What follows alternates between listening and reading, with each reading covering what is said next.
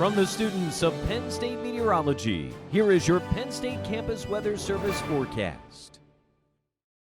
Good evening and welcome into a Campus Weather Service special report detailing a potential severe weather outbreak across portions of the Midwest and into the Mississippi Valley during the day tomorrow. I'm Christian Spallone. And I'm Kaitlyn Potucek. Like Christian said, we are expecting the potential for some severe weather throughout much of the Midwest tomorrow. We're looking at the possibility of large, long-lived tornadoes, as well as widespread damaging winds.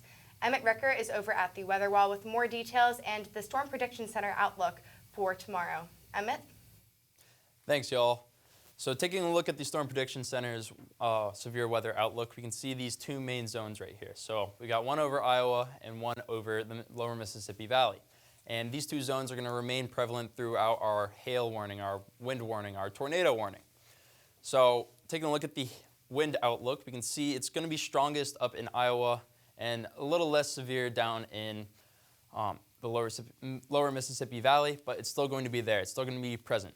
Taking a look at the hail outlook, not so much, again, down in the lower Mississippi Valley, but it'll still be there. However, it's going to be very strong up in Iowa.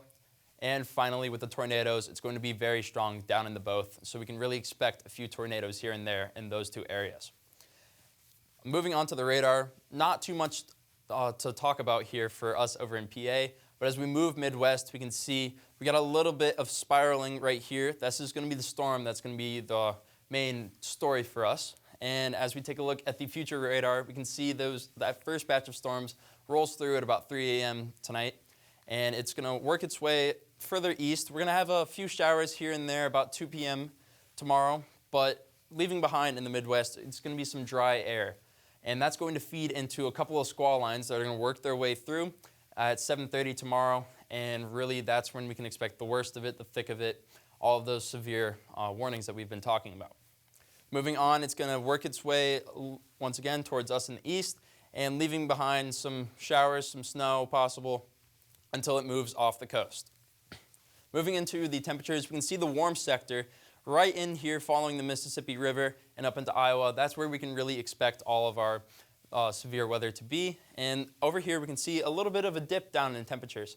And that can be shown by just a dry area right over here with our dew points. So everything in the white is going to be more dry. Everything in the green is going to be a bit more moist. And we're going to play a game that we like to call Finding the Front. So as you take a look at the two differences of the two, you can see this line working its way up. You can see Wichita up to Omaha, and that's where we're going to find that front. And right here we can see that little bit of a spiral, and that's where we're going to find the low pressure system, which is driving the entire system.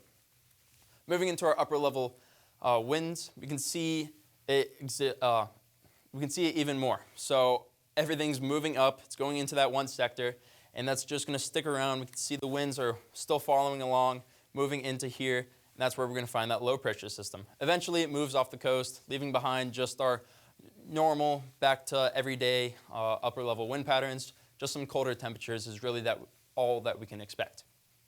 And moving in, we're going to talk about the differences between a watch and a warning.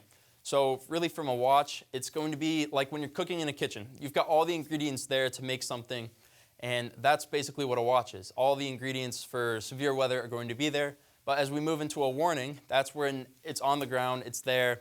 That's where you can expect to hear warnings from your National Weather Service office, your local TV meteorologist. That's when you need to take action and move to make things as safe as possible for you and your family. And finally, we've got a couple of more headlines. We can expect large hail up to lime-sized. We've got damaging winds of up to 70 miles per hour. And finally, several strong tornadoes are very possible.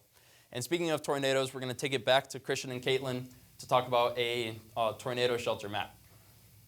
Thank you very much, Emmett. And yes, that's right. This is a tornado shelter map produced by Craig Cece, who's a PhD student at Mississippi State. So if you're in a severe weather risk area tomorrow, we'll have this map linked up on our social media network. So make sure to take a look at that and find the closest shelter to your home. If you don't have easy access to a shelter or a shelter at your home, we do recommend to go to the innermost portion of your home on a lower level, such as a first floor bathroom, basement bathroom, or utility room.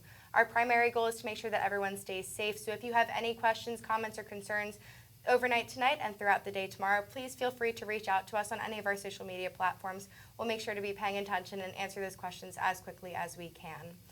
From the Penn State Campus Weather Service, I'm Kaitlyn Potucek. And I'm Christian Spallone. Have a great night and stay safe.